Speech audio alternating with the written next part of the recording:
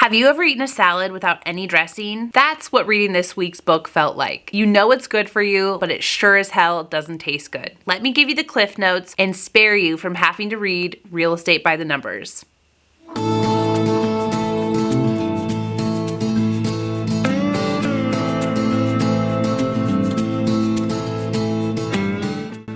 Welcome to the Mastering Real Estate podcast.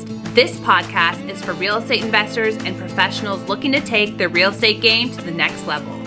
On Tuesdays, I analyze the industry's leading real estate books and break down the main lessons that you can apply to your life and business. Then on Thursdays, I review the lessons I have learned from flipping over 100 houses and being a full-time real estate investor since 2018. Stay tuned each week so that we can all become masters of real estate together.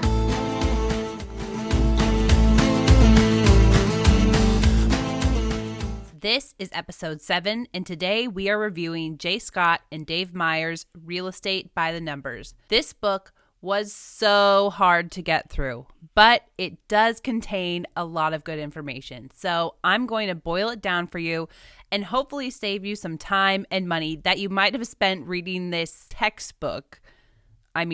I'm your host, Maura. I've been a full-time real estate investor since 2018. I've managed over 100 flips, founded and grown a real estate investment firm and property management company, and I live and work in the real estate industry every day. We have 2 show formats on this podcast. On Tuesdays, I analyze the industry's leading real estate books, pick out the key points, and help you apply the key concepts to your life and business. And on Thursdays, I share some of my own most important lessons learned from flipping 100 houses and being a full-time real estate investor. Why should you listen? There's a lot of noise out there when it comes to real estate, but there are timeless, important lessons in books. I will also cover a broad array of topics that help you become a well-rounded real estate professional. Finally, I want to help you take action. I boil down the key lessons and takeaways from each book into action steps you can apply to your life and business. This week, we're reviewing J. Scott and Dave Meyer's Real Estate by the Numbers, a complete reference guide to deal analysis. This book teaches you about the key metrics to analyze real estate deals, compare investment opportunities, and raise money. It reads similar to a textbook and will teach you most of the math that you need to know to be an analytical investor. Before we jump into the book, let's learn a little bit about the authors J. Scott and Dave Meyer. Last week in episode 5, we talked about J. Scott since we reviewed his book, Recession-Proof Real Estate Investing. As a quick recap, J. Scott is a partner at Bar Down Investments. He's transacted over $150 million in real estate. He currently co-hosts the podcast Drunk Real Estate and is the author of 5 books on real estate investing. Dave Meyer has spent his career working at various software companies and investing in real estate on the side. He is currently the VP of Market Intelligence at Bigger Pockets. Dave also hosts a podcast called On the Market, and he recently released another book called Start with Strategy. Dave has been a real estate investor in Colorado since 2010, and he is primarily a buy and hold investor and self-manages all of his properties, but has also started recently getting into short-term vacation rentals. Here's a quick summary of the book. It's broken down into 5 parts. Part 1 is called Personal and Business Performance. This details the basics of personal and business finance. Part 2 is called The Concepts. This details the basic rules of money and how to analyze it. Part 3 is called The Key Return Metrics and goes over the metrics used to analyze real estate investment deals. Part 4 is called Funding and Financing Deals. This is probably my favorite part of the book, and it teaches you how to understand finance and how to structure deals. Finally, Part 5 is called Making It Work for You, and this chapter evaluates the pros and cons of different real estate investment strategies. In a nutshell, you can find all of the key terms and mathematical equations that you need to understand in order to analyze real estate investment deals in this book. Now that you know a little bit about what the book is about and how it's structured, let's get into the key concepts. Where do I begin? This book does contain a lot of useful information, but it seriously reads like a textbook and is very hard to digest. And real quick, before anyone's anxiety starts to build, don't worry, I made digital flashcards for free with all of these key terms and equations that you can check out in the show notes and review for free. Hopefully, this will spare you from actually having to read this book. Anyways, here are some of the key concepts from each section of the book. Part 1 is called Personal and Business Performance. This is where you learn the basics of personal and business finance, and you learn some some key concepts like net worth, the personal financial statement, how to recognize and kind of how to analyze a balance sheet and profit and loss statement. You learn the difference between assets and liabilities. You learn what a savings rate is, what profit is, owner equity, cost of goods sold, gross profit, operating income, EBITDA, profit margins, gross potential rent, rent loss, vacancy, concessions, loss to lease, operating expenses, NOI, cash flow, and CapEx.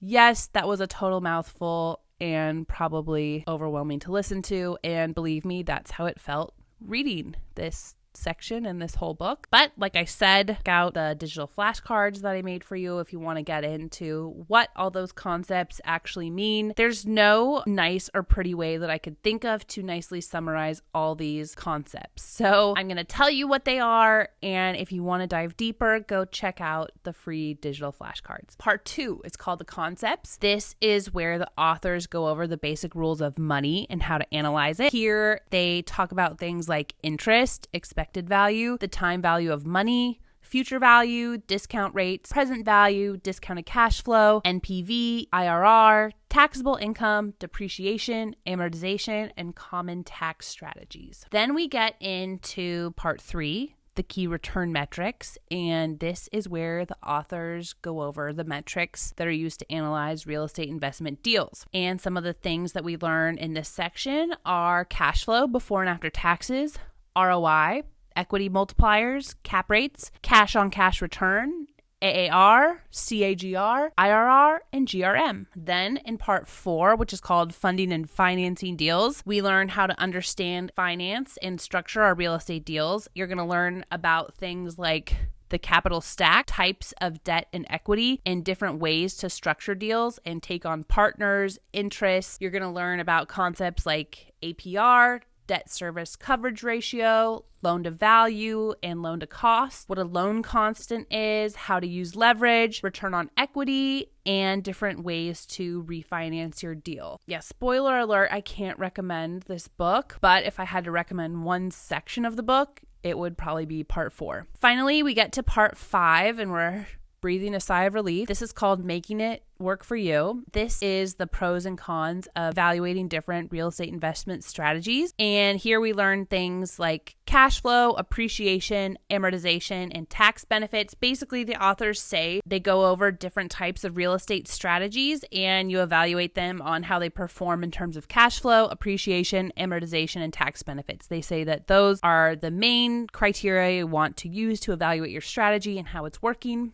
So that's what that chapter's about. I know that was a lot, very fast. This book was a lot, but I pulled out all the key concepts for you and made digital flashcards. So again, if you want to learn this stuff, and it is good stuff to learn, you can do it like that, or I'll have some suggestions a little bit later on in the podcast about maybe some better ways to try to learn some of this stuff. Okay, let's boil it down. In my opinion, this book really boils down to 4 main points. Number 1 is to learn the basics of personal and business finance. Number 2 is to learn how to do real estate financial modeling and analyze deals like a professional. Number 3 is to figure out how to use leverage to your advantage. And number 4 is to evaluate your real estate strategy based on the following 4 things: cash flow, appreciation, amortization, and tax benefits. If I had to summarize the book's main points, they would be these 4. In this seemingly very long and tedious book, there were 5 quotes that I thought were notable and worth sharing. So here they are.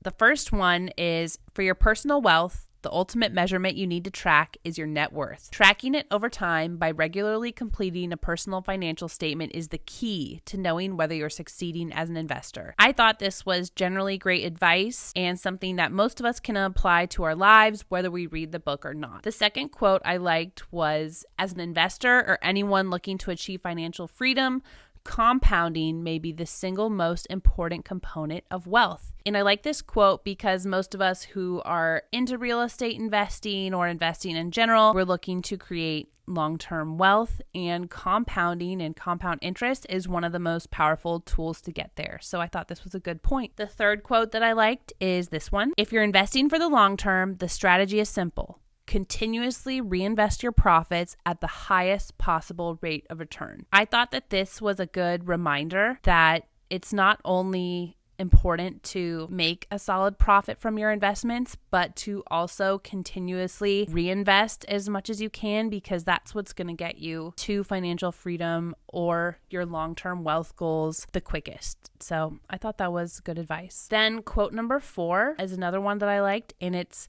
the best investors don't just think about making more money. They also think about making money sooner. And this is from the section about the time value of money. And I thought this was a good point, because a lot of times as investors, we look at we can look at simple return metrics like ROI or cap rates and compare investments and make decisions, but we don't always think about the time horizon and trying to get the most money back as soon as possible so that we can reinvest. And I've made this mistake a few times.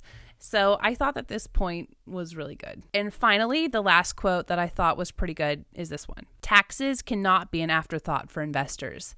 They should be a key component of your deal analysis and your larger investing strategy. It's not just about how much return you can generate, it's about how much return you can keep and invest. And I know that taxes are not the most exciting thing for anybody, but as you start your investing journey and you start building wealth, taxes become more and more important. And this is a theme that even early on in the podcast, I'm starting to see across different books, is that the sooner you can learn and master the ins and outs of taxes, the better off you're going to be, because as you go, taxes will become just as important as the profit that you make from your various investments and projects. So I thought that this was another good point, and it echoes a lot of advice from some of the other books I've read so far. Overall, what did I like about the book?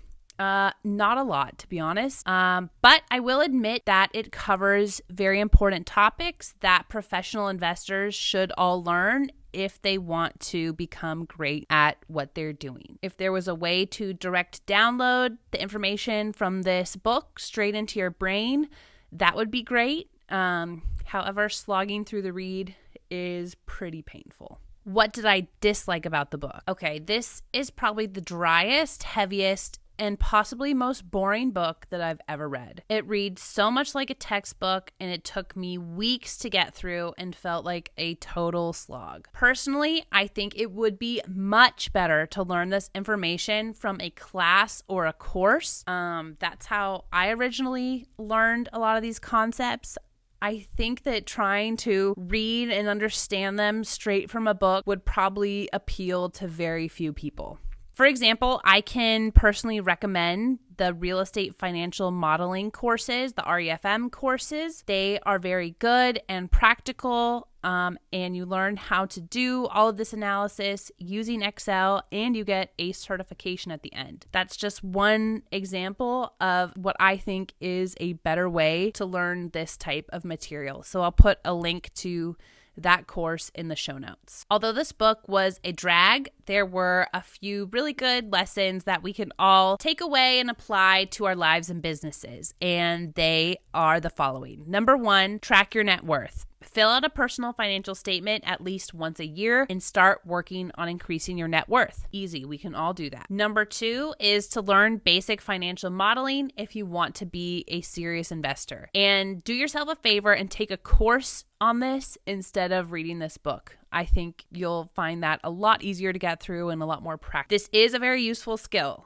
but personally, I found it very difficult to learn from a book. I know there are people out there that can learn this stuff straight from reading it from a book. That is not me. Number 3 is learn about taxes and factor them into your investing decisions. Taxes are a convoluted and constantly changing subject, so I think a good place to start for all of us would be to start by getting a good CPA to help you out and give you good advice while you learn more about it. Okay, who should read this book? I cannot in good faith recommend that anyone read this book. It was that painful. But maybe if you're one of those weirdos who enjoys reading textbooks, you would like. Other than that, it is so heavy and dry that I'm going to tell you to do yourself a favor and skip this one. Overall, I give this book a 3 out of 10 rating. I did have to give it some points because it does contain good information. However, it was almost impossible for me to get through. If I hadn't committed to reading it for this podcast episode, there's no way I would have finished this book. Now let's take a quick minute to thank our show sponsor, Duratus Academy. Over the years, so many people have asked me how to get started in real estate investing that eventually I felt like I had to create some sort of comprehensive product to give people who genuinely wanted to learn. And I did consider writing a book. Then, for all the reasons that I hated this book, I decided to create a course instead. And I actually cover a lot of the topics from this book in my masterclass, but hopefully in a much more engaging and digestible way. I hated trying to learn a lot of this stuff from a textbook while I was doing my master's degree in real estate, so I knew that I had to create a better way. And that's why we created Duratus Academy, which contains a bunch of free investor resources, plus our masterclass, which is called The First Steps to Investing in Real Estate. Taking my course would be a much preferable alternative to reading this book, if I do say so myself. So check it out. As I mentioned earlier in the episode, whenever I read these books, I take all of the key terms and concepts and put them into digital flashcards that you can review for free. So see the link in our show notes and make sure you check them out. You can also find links to all of the other resources that I mentioned in this episode, including that real estate financial modeling course that I recommend, the slideshow that I use for these podcasts, and much more. And also, if you're listening to this, we have a video version of the podcast on YouTube, so check that out if you're interested. This concludes today's episode. Make sure that you check out the podcast section at duratusacademy.com if you want to see the show notes or any of the resources that we mentioned in the episode. And thank you so much for listening. Come back on Thursdays to learn about project number 4, the lessons learned. And I'll see you next Tuesday when I review Lawrence Janeski's book, The Highest Calling. Let's pray to God that it's better than this week's book. See you in the next one. Thank you so much for listening. Make sure that you're subscribed to the podcast and leave us a rating and review. We are a new and growing podcast, so every rating, review, and share helps immensely. Also, make sure that you're following us on social media, where you'll see a lot more behind the scenes content on a daily basis. See you every Tuesday and Thursday.